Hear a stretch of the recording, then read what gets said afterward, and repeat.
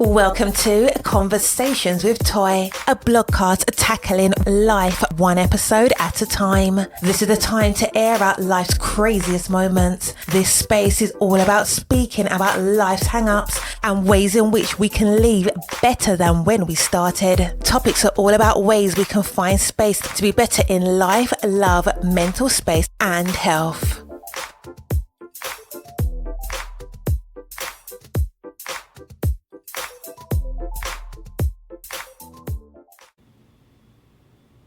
And now a word from our sponsor. Today's episode is presented by Early Bird. Early Bird is the simplest way for parents, family, and friends to collectively invest in a child's financial future, starting at the earliest age. Early Bird's mobile app empowers parents and families to start saving for their child's financial future in a matter of minutes, while activating a child's broader community to give contributions on birthdays, holidays, or any occasion. Trust me, I have 3 children of my own, and this sounds like a win. We're teaming up with Early Bird to give our listeners a free $15 investment to gift to a child you love. Simply go to partners.getearlybird.io/podcast or the link in our show notes. Download the app, create an account. Early Bird, build the nest, and invest in the children you love. Happy Friday! Another amazing Friday that we have. Definitely, I'm grateful for. First of all, we already know the week has been long. It has. Has anyone noticed that the month to me went fast, even though the week for me has gone slow? So we have a lot to talk about. There's no guest on this particular episode, but we have some amazing interviews that I'm in the midst of editing because why? We want to make sure we bring you the best. So we will have some guests in the near future. So be on the lookout and listen out for that. But I wanted to see how everybody did last week. Last week was a very interesting week. A lot of events that I needed to go to and attend. So there was a lot going on. If you haven't and you're not following me on social media, make sure I'm under Toy Time Blog. That's ToiTimeBlog, Toy Time Blog. If this is your first time, maybe this is someone slid you the podcast and told you to give a listen. Maybe you just ran up on accident. I never believe in accidents. I believe that if you came here, you scrolled here, you found me, that you were here for a purpose. Today's episode is going to be something that I hope will uplift you, make you feel like you're normal in a world that already makes you feel like you're crazy. Remember to get comfortable, grab your favorite drink and beverage of your own choice. And if you're at the gym, like I sometimes do when I'm in home working out, and you're listening to a podcast, I want to send all that amazing energy to you so that you can continue on your health goals and your wellness goals. Because listen, we're all busy, and taking the time to listen to podcasts, even if you're doing it while you're doing laundry, is still amazing to do. So go ahead. I want you to have a good day. And again, if this is your first time, don't let it be your last. Come back, listen, make sure that you share. Make sure that you review, and make sure you hit the subscribe button. We want to grow, and we want to grow along with you, the audience. So we just want to say thank you for being here, and we want to get right into the show. Now I have it very detailed about how I want the show to go. We have a lot of serious things to talk about today. I hope to throw in a couple things that are a little bit of entertainment, but again, we're always here to empower. We talk about the topics that a lot of people tend to shy away from. So where people may talk about certain things amongst themselves, I kind of bring that conversation to the forefront. So let's get started. I wanted to talk about panic attacks. We're getting pretty hot and heavy right off the bat. So last week I had a panic attack, and I wasn't sure why. I still have not fully figured it out. So I want you to understand, sometimes again, this may be your first time, I deal with depression and anxiety quite often. I am constantly in therapy when I feel that it's necessary, and even when I don't. Sometimes you got to go even when you don't. You know, you could be good and have great days, have good moments, and feel like you're in control, but there are just times in life where things will happen, and that is the time that I'm in right now. I would say last week, for whatever reason, my kids were playing. I can hear them playing. I can pull up the camera. I can see them in the house. No reason for me to have had the panic attack, but the shriek of my daughter's laughter slash, yelling, kids play, play fight. And that, for whatever reason, sent this immediate shock to my body, and it felt familiar, but also detached. So I had this panic attack. I could feel my chest tightening. I couldn't breathe. I felt really hot. I didn't know what was going on, but I'm grateful because one thing you'll learn when you go into therapy and you're consistent with it is that you'll learn that you're never going to stop a trigger from happening, but you have the tools by which it can help you to become better, to deal with it, to come on the other side of it. So my husband was on the couch, kind of catty corner from where I was. I was at the table doing some work. And so I immediately recognized what was happening. So I wanted to just, first of all, give myself a pat on the back for even recognizing it. Because when I first started having panic attack, this might've been like almost 20 something years ago. I first started having panic attacks in college. I didn't know what it was. So I was running to the infirmary, and I was going to the hospital like every single time thinking I'm having this horrible heart attack because it can mimic the same type of level of pain. So now I want to, first of all, save my coins if there's nothing wrong, and also recognize that if I'm able to control it by taking deep breaths, slowing my breathing down, calming down. I've been using the app, and this is, free for them, but I have been using the app Calm along with therapy and other things that I've learned in therapy to use. So I was able to calm down. I was able to recognize that whatever in her laughter, whatever in her playing that made me feel a certain way, it probably has a lot to do with my childhood. And so I got to figure out what that made me feel like, why I need to tap into that.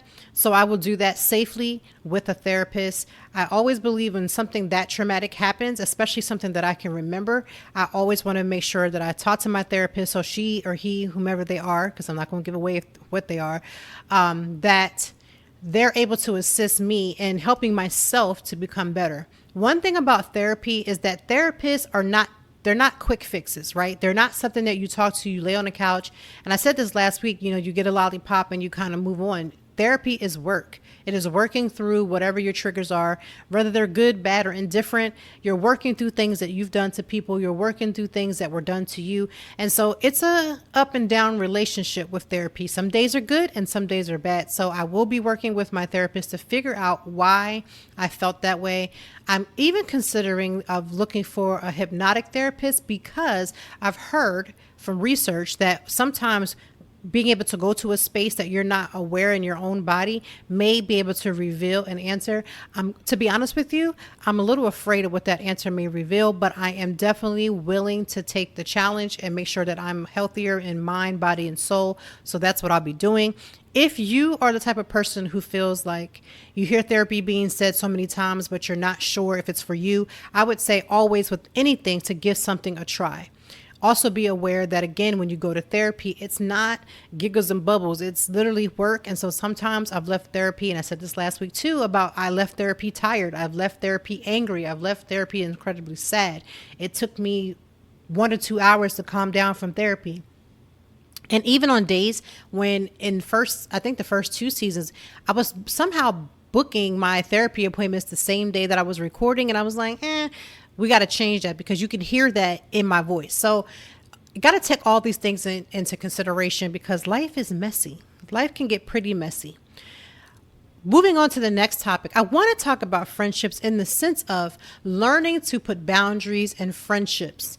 This is hard work. Some friendships, it's easier to say, I'm going to let that go. Tomorrow is actually Actually, earlier this week was National Let It Go Day, and tomorrow is actually National Forgiveness Day, or National Forgive Day. And that's a hard thing to do, but every friendship isn't a bad friendship. But all friendships have to have a boundary.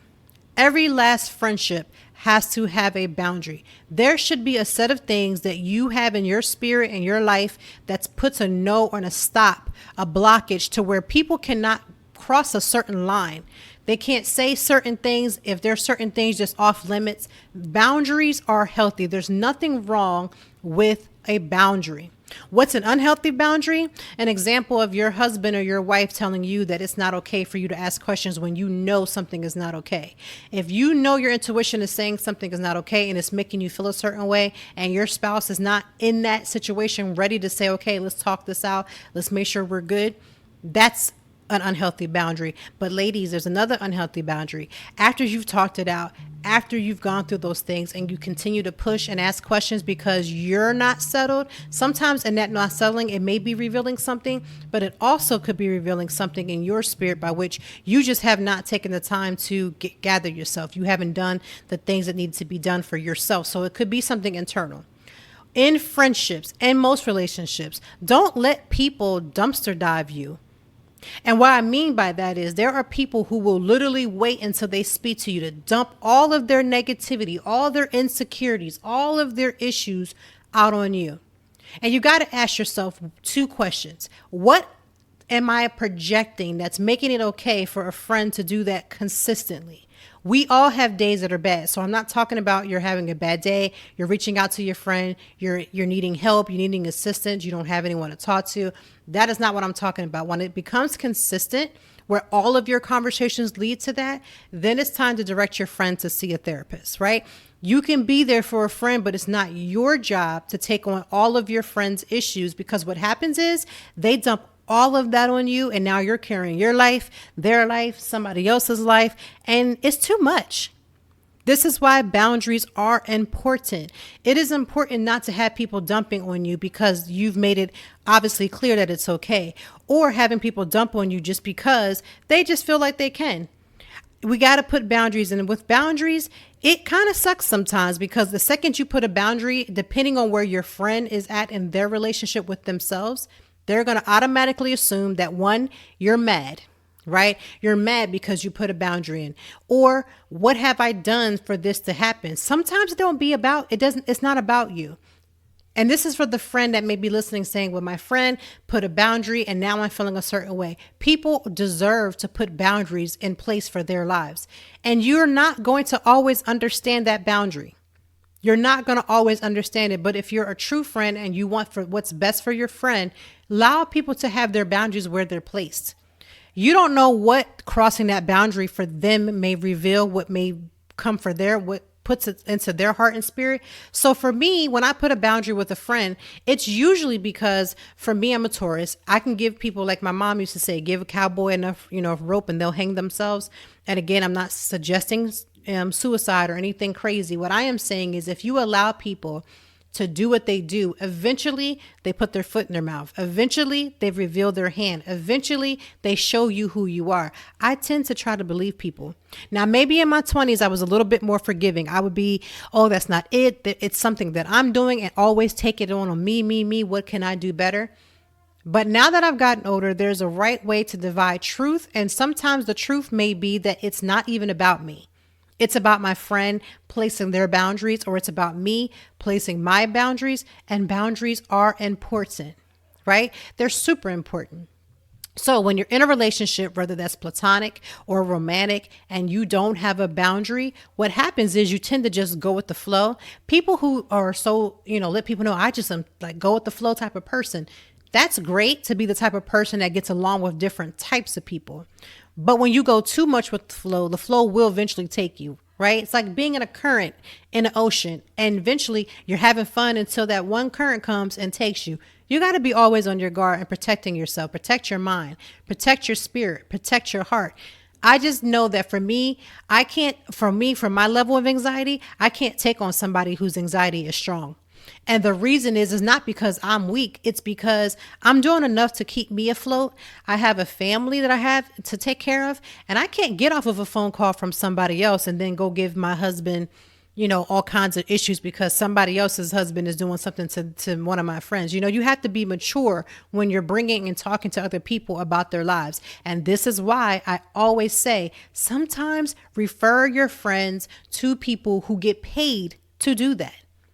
There is a difference between being there for my friend. If my closest girlfriend needs me, all of my friends know I will drop whatever I am doing to assist. But you can't call me every single time. Like, I cannot be the person that you call and you literally dump and dump and dump. We can't do that, right? There is boundaries. So if you're struggling with boundaries and your friend just doesn't seem to get it, stand strong in your boundary. Because oftentimes with the boundary that you're placing, it's for your good. If you're anything like me, the second you lay down your boundary, and you don't set that boundary, you end up feeling bad about it. Not because of what they were doing, but because you feel disappointed in yourself. Because you know what's going to happen. It's one thing when you're learning people, when you're in the beginning stages of relationship and you're learning people, but when you know someone and you know what they're about, you know their intentions, you got to be careful to protect yourself, because people don't mean to be malicious in how they're doing, and they don't even realize that when they're dumping on you, that they are getting their relief, but that's why they need to go see a licensed professional. I'm all for kumbayas with my friends. Me and my friends kiki all the time, either by phone, in person, whatever. But there comes a time when I have to say, I'm sorry, I can't do that. I love you. I'm here for you. I wish the best for you. But here's a couple of numbers and resources that I think will be better suited. Because listen, we are not supposed to always solve everyone's problems, right? We are not the master fixer uppers. If you're an empath and you have a tendency to feel other people's pain, you know how strong that can be, and you know how weighty that can be.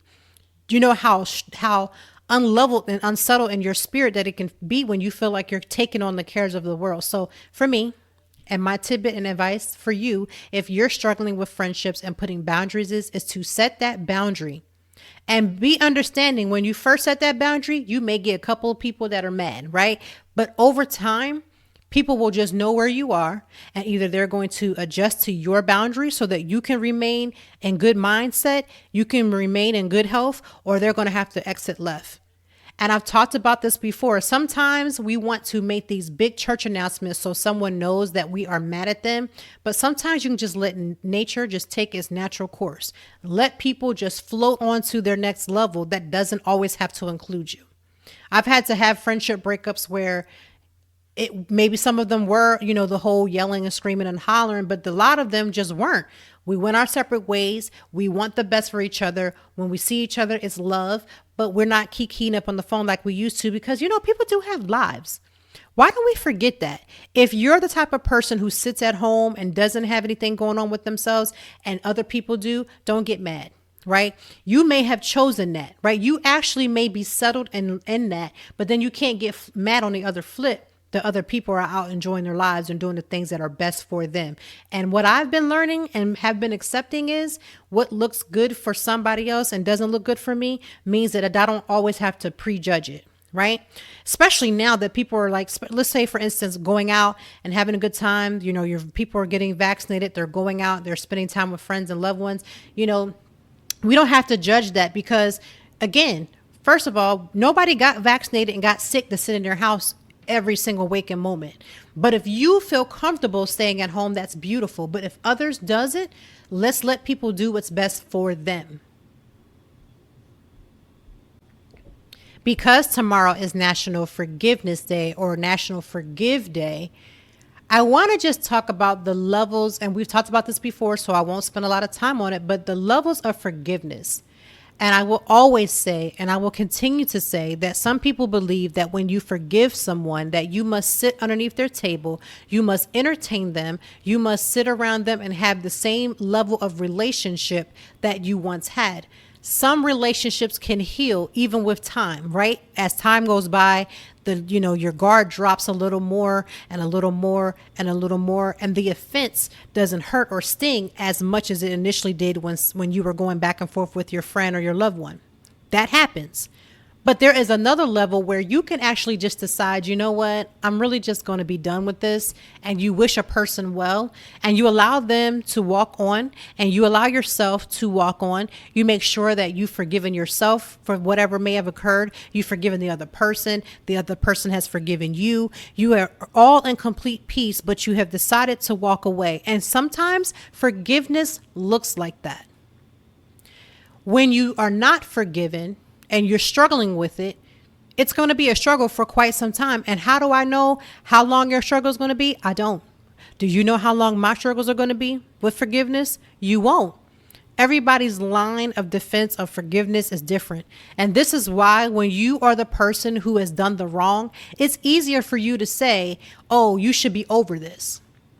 But we or you who are the person who've offended someone doesn't get to put the timer on saying, okay, that's enough, wrap that up, we should be forgiven. You don't get to make that choice. You don't get to make that decision. As uncomfortable, what your problem is you don't like to sit in the uncomfortableness of the silence of your decisions. When you decide to offend someone, when you decide to make comments that are not okay, when you are disrespectful, when you do those things and then you realize, man, I'm sorry, I shouldn't have said that. I really was sorry. I shouldn't have done that. That's beautiful that you were able to say sorry very quickly, but not everyone is so forgiving and quick to do so. And so we have to be careful that and again, I say we because I know I've offended people in the past. You've offended people in the past. We all have done it. And as you're doing these things, don't forget that because you're uncomfortable and you want this to be over, that other person is not at that same place. So we got to give people enough time and grace. And it could take a month. It could take a day. It can even take years. People don't have to heal at the same level. And also realize, even with healing, and I'm talking about emotional healing, it's not like you go up and you just go up. Sometimes you go up, down, you stay constant, you go back down, you go back up. It changes. Something will trigger in you that will bring that pain back. And it's a hard lesson. That's why when you deal with people and you've had these hard-hitting lessons and you continue to go back and go back some more, you take a break, you go back, you got to really count up the cost. Does the relationship really need that level of reconciliation? Because if it doesn't, it's okay. It's okay to take a break and stay there. It is truly okay to take a break and let that rock. You don't have to, hold hands anymore. You don't have to invite each other over for holidays. You don't have to accept gifts from each other. You can really just take the lesson and say, you know what, this was seasonal. Some people are truly seasonal. They come into your life for a season. Maybe you were having a hard time with your confidence and you have a friend that came in and she just bigged you up and made you feel like you was Beyonce of the world. And now it's time to separate. Take that Beyonce energy and your best revenge is your paper and keep it pushing. Will it hurt? Absolutely. I have been in situations where things like that have hurt like hell. But inside, deep down inside, I knew that was the right decision. Separating was the right decision for my life and for theirs. We have to understand we are individual people coming together in a relationship, again, whether platonic or romantically. And that doesn't always mean that everything is going to fuse the way that it needs to fuse. So let's give people grace and we want to say normalize again, but let's normalize people making the best decision for them. And we not taking such a personal effect to it where we have to be all up in our feelings and want everyone to operate in the same level that we operate. Now, this is second week of the kids being home from school. Parents, how are y'all doing out there? First of all, our wallets are not doing well because our grocery bill is sky high. My husband, he's been doing the grocery shopping. And listen, in this house, we do whatever is necessary, right? My husband, during the coronavirus, had elected for himself to be the person that went out and did the grocery shopping. He just could not live with the fact that if I went out and I got sick and something happened. And listen, my husband, I love him. He is just that type of person. He's just really involved into this amazing husband that's really about, we really about what's best for the family. So he is continuing on that journey and still doing the grocery shopping. And I love him. He's just amazing with it. But he was like, listen, I only got like 75, maybe 50% of the grocery list that I had made. And he's like, I still have to go back. He had a whole cart of groceries, and because our kids are not home from school, we got to increase them popsicles, ice cream, because I'm not buying ice cream from the truck every time that little sound rolls through. We not finna do that, because we're gonna get you some ice cream cones and some ice cream and some toppings, and you can wild out in this house, because it's much cheaper for me to buy a gallon of ice cream, sides and cones, than for me to spend $3 or so or more per kid. I have 3 kids, right? Now, I'm vegan, so I'm not even looking for the ice cream truck. I may get one of them little bomb pops because, they're straight. But that's it. I can buy a box of bomb pops and buy a gallon of ice cream and let them make sundaes and banana splits. They can just ball out. Like, we can buy a whole bunch of toppings, even from the dollar store, and you can do whatever you got to do. But we're going to get ice cream. So by the time that grocery list went down and he came in there, he couldn't get anything else in the cart, he still has to go back out. To this day, he's still got to go back out and get the other part of the list. And so when I hear my kids talking about what we having for lunch, whatever I put on that plate, because their grocery bill is going up, right? This is only the second week of these kids being out of school. And this is how the grocery bill is being disrespectful like this. This is what we're doing. And I love my baby boy, but I swear my son can eat us out of house and home. And everybody that told me when I was pregnant with a boy, they was like, he gonna eat you out. And when he was eat you out of house and home, let's clarify, because some of y'all just nasty, but let's clarify. He was really sweet in the beginning. You know, he was just like, I want another plate. I'll eat it. And now, it's out of pocket and disrespectful. The grocery bill is out of control. So parents, how are you doing? For people who are single and you're friends with a person that has kids, you know, it's okay to just send them, you know, a grocery gift card. Like, I'll just go ahead and bless their soul, send them a grocery gift card. Cause listen, we need it. If somebody, one of my friends is listening, it's okay. Send me a grocery gift card. I'm here for it. You can even send me a Target. They got food. Listen, all that. Send it my way because the grocery bill is out of pocket. So parents are really struggling or not even necessarily struggling. It's just what we have to do. The kids are home. Not every parent is comfortable sending their kids to camp. I have been doing mommy camp for the last 3-4 years. I'm trying to save my coin. Listen, my kids they go to private school. We got to save up our summer money and just be grateful for the break, right? Because tuition, they want your payment from August up until April. And so these couple months with a break, we be like, let's break, Jesus. Let's go ahead and break and let's be grateful. So I have not sent them into camp for quite some time. It's mommy camp. So at mommy camp, I am coming with the goods. I'm coming in with all the activities to do. We are ready to go. And I am taking it back old school, not because it saves coins, but because they need to learn how to jump rope. They need to learn how to do hopscotch, double dutch, riding scooters, riding their bikes. They need to do all that stuff. You know why? Because I refuse to watch these kids on electronic. They know in our house we have designated times for all that. And when it's not on designated time, and I may be grateful when I have something to do that I might be like, all right, go ahead and get your electronic. But for the most part, we outside. If it's not raining, we're outside. Parents, don't let them hit you with that I'm bored. You know why your kids hit you with that I'm bored? Because you came unprepared. But in this house, we are not unprepared. We got a bucket. And in that bucket, there's things for you to do. So there's chalk in there, jump rope, if it's not a sunny day. If it's raining, we got stuff to arts and crafts. We got chemistry kits. We have it all. You know why? Because if I hear the words I'm bored, that means I, as the parent, am not prepared. So I prepare. You have to be prepared for what they may try. They are going to try to wear you down this summer, and I am not going to do it. If anything that the pandemic and coronavirus time has shown us, that we just have to be a little bit creative and be prepared. So I take them weekly or monthly trips to the dollar store, to Five Below, and we gather some things that we may need for that month, that week, and we stay prepared because I do not want to hear that I'm bored. This week, we took them to Barnes & Nobles. We were like, go ahead and grab some books, get some bookmarks, get you what you need so we can have some quiet time. Listen, nothing is better than watching your kids read a book while you read a book. And I, of course, drink my mommy juice because it's amazing to see kids branching out and just doing things that every kid really should be doing. Reading books is fundamental. Like, you don't just stop in the summer and that's it. Next week, we probably going to do some math work and some other stuff because, listen, you can't keep giving these kids too much of a break. If you give them too much of a break, it's going to be a problem for you when that school year starts up. Now, am I talking about taking away the fun? Absolutely not. We do all kind of stuff. Dance parties, theme dinners, theme this. We do it all, but you got to have and be prepared.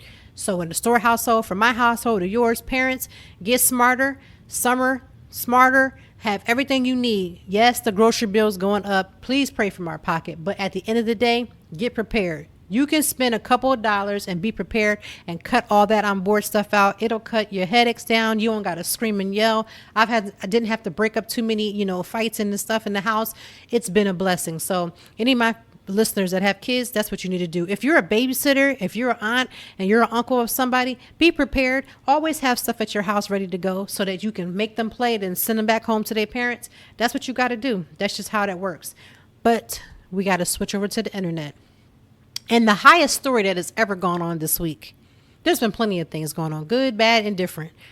But why is Trick Daddy out here playing games on Beyonce's name?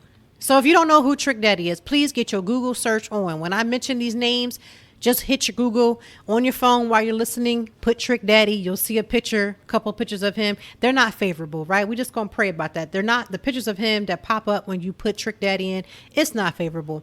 So Trick Daddy was saying that Beyonce is not a good singer. She's basically not in his top 5. And I'm okay with him saying that she's not in his top 5. But this is the thing. This is how you know that people do things for clout. First of all, if you say Beyonce's name and you're even a D-list celebrity and you mention Beyonce's name, first of all, the Beehive is coming for you. And they buzzed their way into his comment section and left his comment section in shambles. Anything that he posts, shambles. But this is how you know people do it for clout. He posted this video, this commentary or whatever he was doing about Beyonce, knowing that everybody was going to get riled up. Then tried to post, well, meet me here, one of those promotions here. I'm gonna be here. Listen, if you are the man that you say that you are and you feel like you're the celebrity that you are, you shouldn't even have to name drop Beyonce on some negativity to get somebody to come to your show, right? Can we just talk about that? He literally dropped Beyonce's name and then tried to do a promo because he knew he had everybody's attention. And for like 2 to 3 days, he's been on this, Beyonce ain't this, and da-da-da-da-da. And he says, well, I didn't disrespect her. I just said my comment and I just said how I, agreed. Listen, I am part of the Beehive. So I took 5 seconds of offense. But when I even stepped back, I said, okay, cool. He don't think Beyonce is the top 5. That's fine. Nobody has to agree the same way. But when you've used her name just to get some recognition, just so people can look at you and see what you're doing, ain't nobody heard nothing from Trick Daddy in quite a long time. I have not seen no whole big, I have not seen where people were like, oh my God, you're missing out on the Trick Daddy album. Trust and believe. The first time I heard Trick Daddy was in college. That's over 20 something years. Now, I'm not saying that man ain't done nothing in 20 years. I'm just saying I ain't seen a whole enough for him to be dropping Beyonce's name in 20 years. That's what I will say. When he was out, when he first came out, when I was in college, you listen, if the song came on Yo No Nan, I was on the dance floor. Him and Trina had their thing. They were doing their thing. I will not lie. Somebody probably has footage of me dancing and it wasn't for Jesus. I promise you they do. I was at every party, probably drinking, doing whatever I was doing. I am not going to take that from him. But in 20 something, almost 25 years, I haven't seen an album where somebody was like, Toy, you tripping. You ain't get that album. You ain't really a fan. I have yet to see that. I have yet to see that. Not anybody in the comment section defended him about him being so hot in the streets that you was just sleeping on Trick Daddy. Not one time did I read a comment that stated that. Not once. So forgive me for feeling the way that I'm feeling when you see somebody out here dropping stuff just for clout. People do that all the time too. Not even just with Beyonce, just with anybody. If they know that something is out and it's horrible, something's going on, they will drop a name. Name dropping is something people have been doing probably since Jesus was a baby. They've been dropping names every time you turn around. So my problem isn't the Beyonce comment. My problem is how he went about it. You don't need to make 5, 6, 7, 11 videos about it. And then the one video he said, and if you have a problem, he's pouring bleach into a cup and putting a straw. And the comments was like, why ain't you drinking the cup? Drink the bleach. Like, you cannot set yourself up for that type of failure in life. Like, it's one thing to like trip your way into failure. It's one thing to get, tricked into failure, but it's another thing to literally walk yourself into failure on that comment. Like, why would you post a video even promoting somebody drinking bleach just to make a point? On top of that, they were able to clean it up. His ratings for his restaurant was at a 4, I want to say possibly a 4, like a 3.5. The last time that I checked, they were at a 3.5. When the Beyonce Beehive got a hold to it, It was at a 1.2, I want to say. So they really had basically went into his comment section on the good Google, and they went in there and they were basically saying all kind of stuff like his stuff isn't that bad. It was horrible food. However, what I will say is that there were some comments that actually were true. So what I read on the comments, and you can look it up for his restaurant, again, get your Google search on. Some people were saying like things like the pork chops was hard, this food wasn't that cooked well, or it was soggy. When you have a restaurant, I am a foodie. I go to all kinds of restaurants in Philadelphia, whether they're vegan, they're not, they may have an option. I go to restaurants and I get invited to a lot of restaurants. So I will say this. What you don't want to have is anybody that can out there and say that your food is bad in any type of way. And then when someone brings it to your attention and you're unwilling to fix it, see, then that's when you got a problem. Because the question is, do you want to be better, or do you just want to sit there and start clowning people in the streets? At this point, from the comments that I read, this is before the Beehive got hold to it. It looks like he just wants to be reckless in the streets, because he's not really trying to take these comments to heart. But people actually had pictures of these raggedy pork chops. And I was just like, why would you allow somebody to have that type of stuff? So what I hope that, one thing I do want to say is that his restaurant, his Yelp page got shut down because everybody was bombarding his comment section. And by everyone, I do say the Beehive. Now, I'm not saying that I went on there and said anything, because I don't know that man. So I don't know that man's restaurant, nor have I ever eaten at his restaurant. And to be quite honest with you, being that I'm vegan, it just gives me a nice out. There's nothing on his menu that looks appetizing to me. But I will say this, I'm not trying to take coin from him. I just wish that people would stop doing the most where Beyonce is concerned, and or anybody is concerned, and then doing that for clout. And if you don't know what clout is, that means basically doing the most just so somebody can say that you were associated with somebody, and even turning something as ridiculous as a comment of that she can't sing. Like, sir, stop. So I have been trying to find a way to get back out in the world safely, of course, like doing a road trip, doing this, doing that. And getting back out in the world is becoming extremely expensive. I was looking up some flights, for my husband and I. I'm not about to take me and the kids on no plane ride, but just as a flight, just to look it up to see what flight prices are looking like. And I'm telling you, the prices are looking like your social security numbers at this point. So if you are out there, you either are saving well, you're living well, you're doing well, or you got some other type of something going down, because these prices to go anywhere has gone sky all the way high. Like every time I look, it's a hot mess just looking at how everything is rolling down. So if you're out here traveling, don't get mad at somebody that's out here traveling. Big up them, because they got coinage to go with it. It's very expensive to go anywhere. It's expensive to go from here down the street to get whatever it is you got to get to. The gas done went up. The prices for food have gone up. And everybody that was struggling in the pandemic, all they did was turn around and figure out a way to make the prices go up to recoup that money back. So I don't know about everybody else. We're going to have to slowball some of this travel somewhere, because it's getting pretty pricey. And I knew sort of that it would. I knew that in a way that it would go up, but I wasn't prepared for what I was looking at. And I'm telling you right now, it's expensive. It is expensive to get out here and catch a flight. I'm not saying impossible. I'm just saying expensive. And so I'm here for that. I'm going to figure out a way, obviously, to figure out what it is that I want. And just like everybody else, can we just say that people will do what is necessary for them when it comes to the money that they are spending? And unless somebody is specifically asking you to finance their life, whether they have gone on a trip and came back and they're asking to borrow the money, or they're asking you to borrow the money so they can go. If people are not personally asking you to borrow the money for what they're doing, let's just go ahead and let it ride. Right? Let people do what they're going to do, because you don't want nobody saying nothing to you when you're doing your stuff. So we're not going to talk about somebody else while they're doing theirs. And especially if they're paying for it. Because like I said, one thing my mom used to tell me when I was younger, and I used to say how much I wanted to be grown. She told me the way that you can be grown is when you can pay your way. So when grown people start paying for things, even if that same grown person 2 months from now get into a hard situation, unless they knock on your door and ask for a place to sleep, something to eat, and or to finance them way out, we're going to learn how to just leave people alone, and truly leave people alone. Not say we're going to leave people alone and then we got to talk about it and none of that. Let grown people be grown. Because remember, when I was a little girl, I wanted to be grown so bad. And I maybe not necessarily go back too far, but I would go back and relearn some lessons and apply them. Because, when you're really grown, you got to put that money out. Them bills still got to get paid. You got kids, things got to get got. So let grown people be truly grown, and we're going to leave people alone and not talk about what they're doing, because we want to either talk about what they're doing because they're not worthy enough to get to a place where they can start living better. Why is that?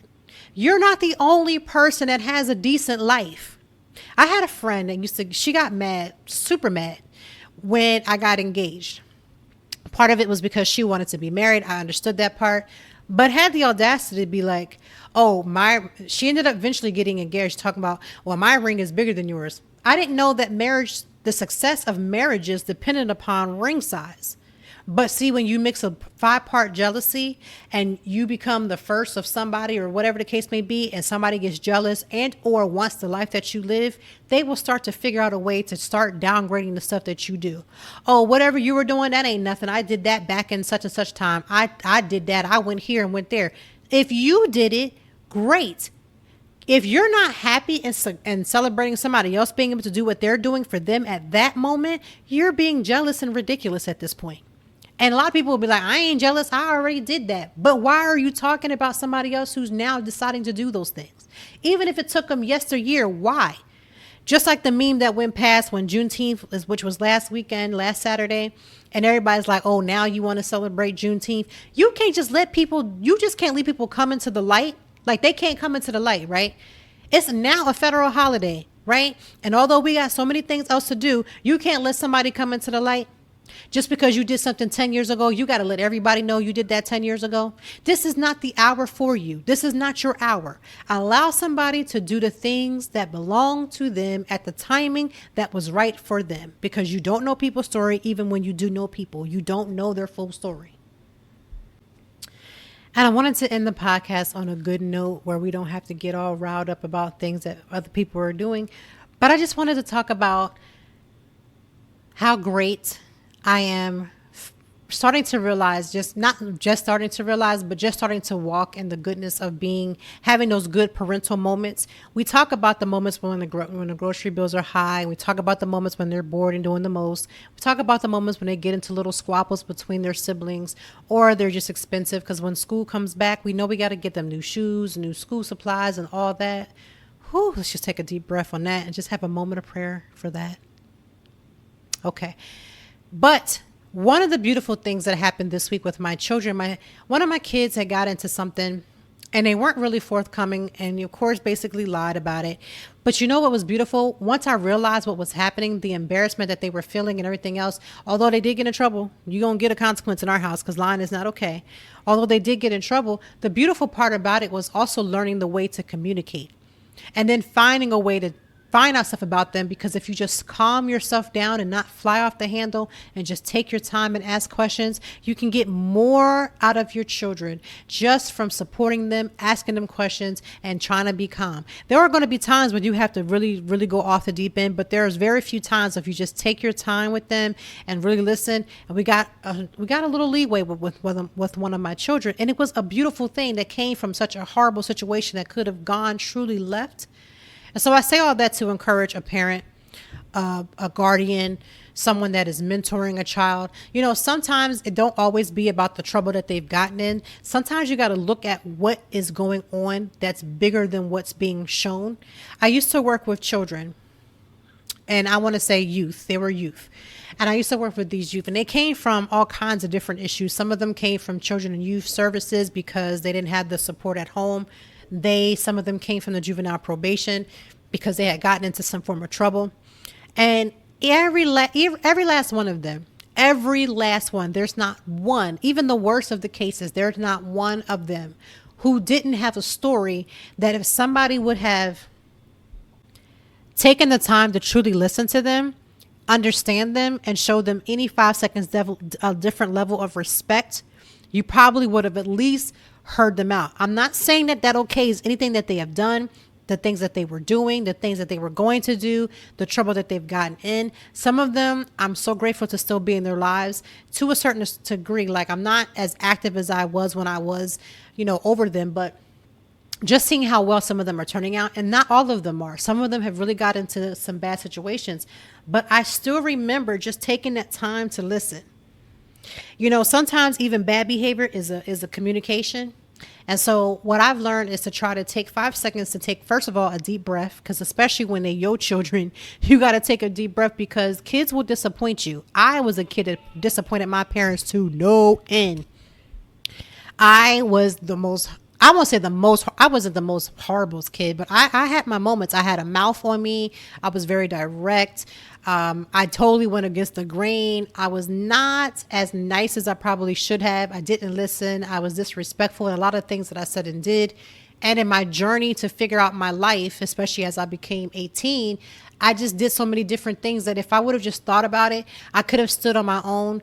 And just made better decisions. But you also know, I saw something from Levy. I don't know if anyone listens to her.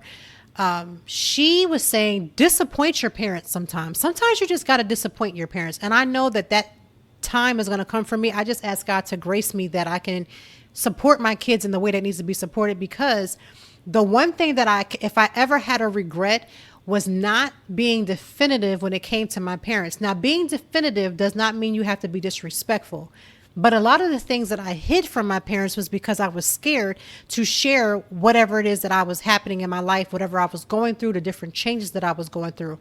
But I thought about that a couple of weeks ago, and I thought how much of a fear that I had, that I just felt like I couldn't be open with them. And I would say a lot of it was my fault, but there was parts that I felt like they could have played a way different role in that. And one of the things that I had to give myself 5 seconds of credit was my parents did not finance my college education. I know that a lot of people have in their minds have considerably thought that, but that was actually not the case. I had gotten a full scholarship because of my academics. Now, I'm not saying that it was all me and they ain't never done nothing for me, but what I will say is there was a lot of conversations that I would get scared of because I would hear them say things like, well, we're paying for school. And I actually listened to that temporarily at the time. But when I think about it now, they actually never actually financed my college. So a lot of the fear that some kids have is because some of their parents are financing their college. And so you have to make the decisions according to your parents' finances. If your parents are financially supporting you, then you have to do what they tell you to do. But at the time, my parents weren't financing my school. I had gotten a full scholarship, and I had even lost my scholarship because I was in a car accident and my grades slipped. But you know what I ended up doing? I never called to my parents to pay for anything. I got 3 jobs the semester that happened. I got 3 jobs, took out student loans, work, study, and everything that I had to do in between. And I did what I had to do to finish school. So I say that is because sometimes we are trying to measure up and we don't even realize that we're measuring up for something that isn't really necessary. Had I remembered then that I could just be myself and I could respectfully let my parents know that I was making changes to the things that I wanted to do, and realize that if that also at the time meant that my parents weren't going to pay for something, I was already living that there. So that's not to disrespect them. I know sometimes they listen to this podcast. It's not to disrespect them. It's just to say that at the time, some kids struggle with being honest because their parents are paying for their education. So when they want to change a major and their parents are like, no, you can't, everybody has to be a doctor and I don't want you to go into dance. You have to make that decision. When you make that decision though, be prepared to do the work. When I lost my scholarship, because I wasn't going to go running home to my parents, I got 3 jobs. I had a 19 credit load. And one of those classes was a graduate student level class, and I was an undergraduate. So I was an undergraduate doing a graduate student course, and I had 19 credits. And I still worked 3 jobs and still made it to all of my classes and still studied. Now, I still also partied. Don't ask me how, where I found the time. But again, I never even gave myself 5 seconds of credit for really getting out here and hustling and bustling. I hustled enough in school, in high school, to get the scholarship. When my grades slipped because of the car accident, I could have easily have turned around, but I stayed the summer after the grade slip, and I completed about I don't even know, about 12 credits worth of classes in the summertime. And anybody who's ever taken a summer class, no, that's an accelerated class, right? You're in an accelerated class. And I never even took 5 seconds to give myself 5 seconds of credit. Sometimes you just be doing stuff out of survival. You don't even realize like you really got through that and you did a good job. I got student loans to pay for that, but I still did an amazing job. Not many people can say they can take that high credit level and take 3 jobs at the same time.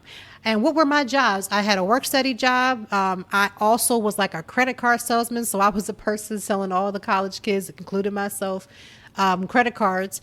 I used to do like a little bit, not necessarily waitressing, but like hosting. Oh, I was pretty much Jamaican at that point. I had 3 show enough jobs and they were intense schedules along with my classes, but I wouldn't change that.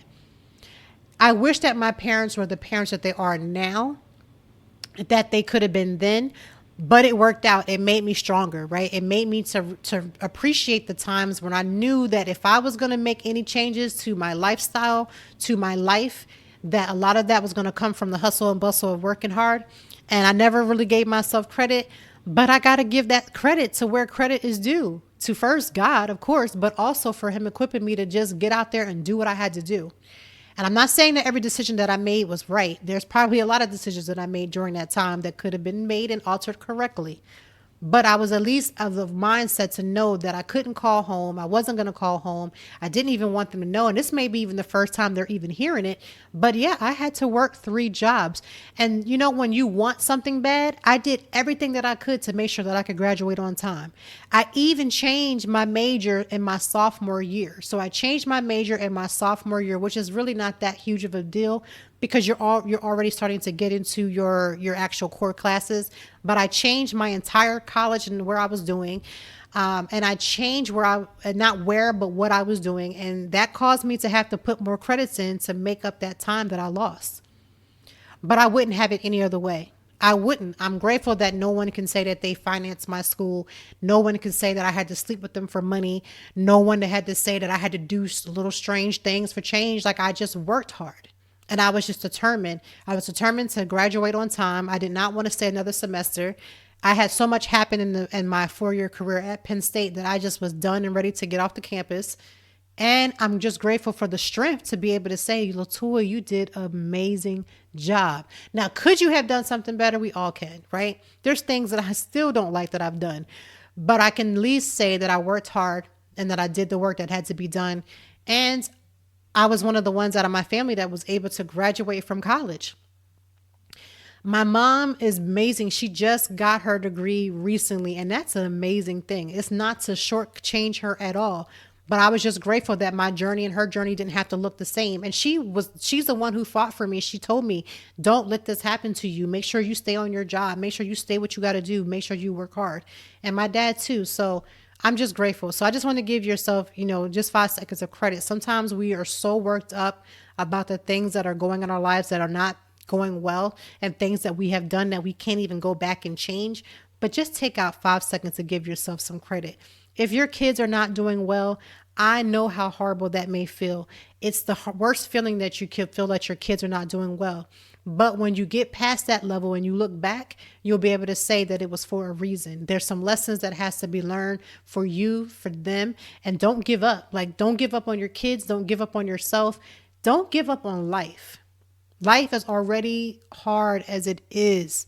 It is already designed to be hard. So if we can find some way to grace ourselves through the most difficult situations, I promise you'll get better. When I wake up in the morning, I always wake up and say, what can I do better today than I didn't do yesterday? Sometimes it's just in getting up earlier, setting my day, setting a schedule, writing things down, being more perceptive of things that are going on around me, lowering my tone when I'm talking to my children, getting them to eat, more vegetables or fruit in the daytime, getting some more sunlight in the day, becoming a little bit more active. Don't take everything as a loss. There are so many things that you didn't do the day before that you woke up today that you're going to do better. And then tomorrow being Saturday, you're going to get up and do an even better job of making sure you take care of yourself, making sure you get your rest, maybe thinking about how you can forgive for National Forgiveness Day. Whatever you're thinking about, there's always room for improvement. I am not arrived. I am not where I want to be, but we don't all have to have it figured out in the moment's notice. Sometimes the grace is just waking up, starting your day with great intentions, and trying to do the best that you can, realizing that you are flawed, and even in the flawedness, you can still do better.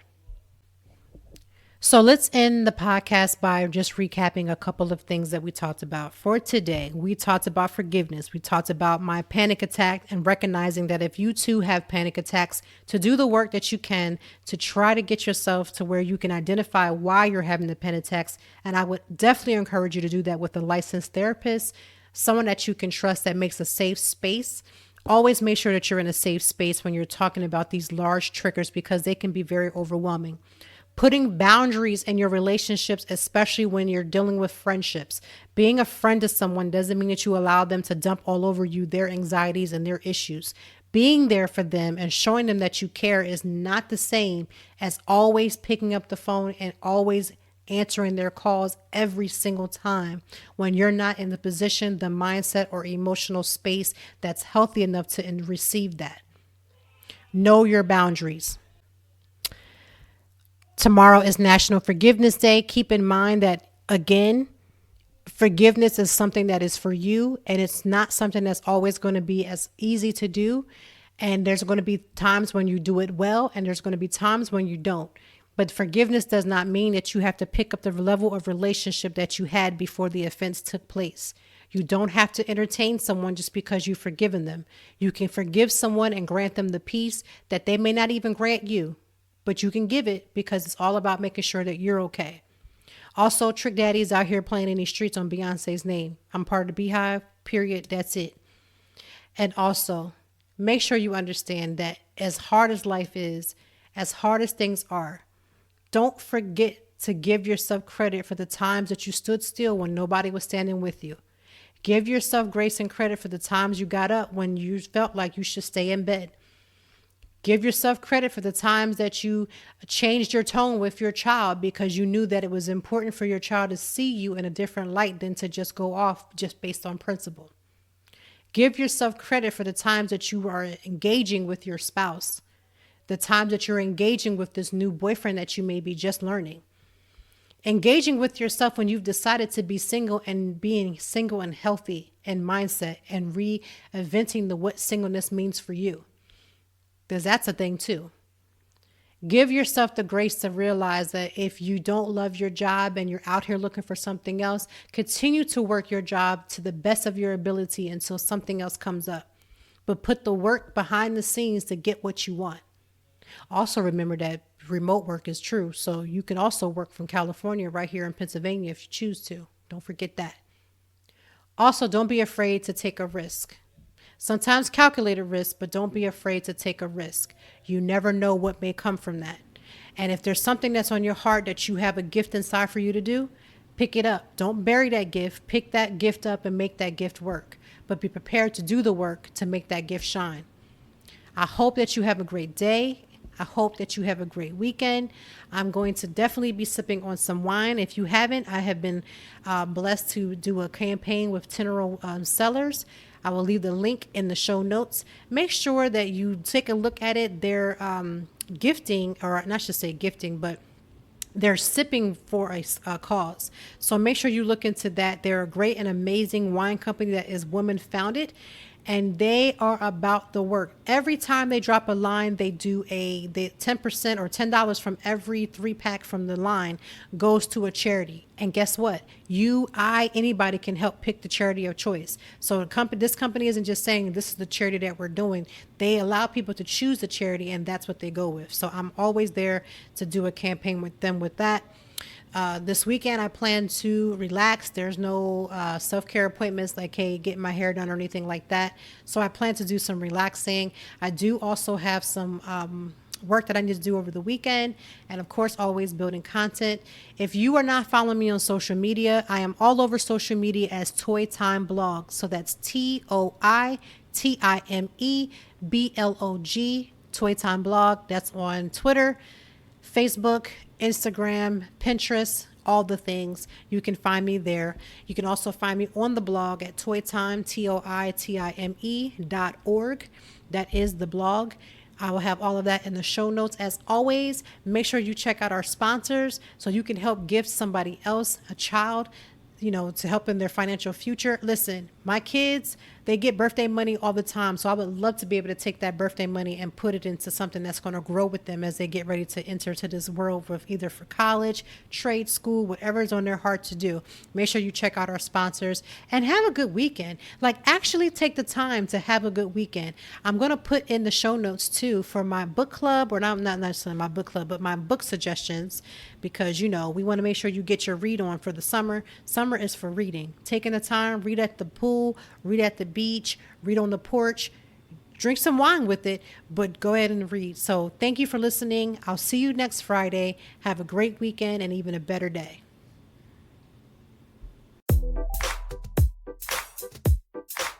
Thank you as always for joining me, and I know that even in the deepest or joyful conversations, that there's something we can learn and apply. Until next time, I hope that you are doing better. If not, we will be back to talk some more and handle it. Peace to you and yours. Stay grounded.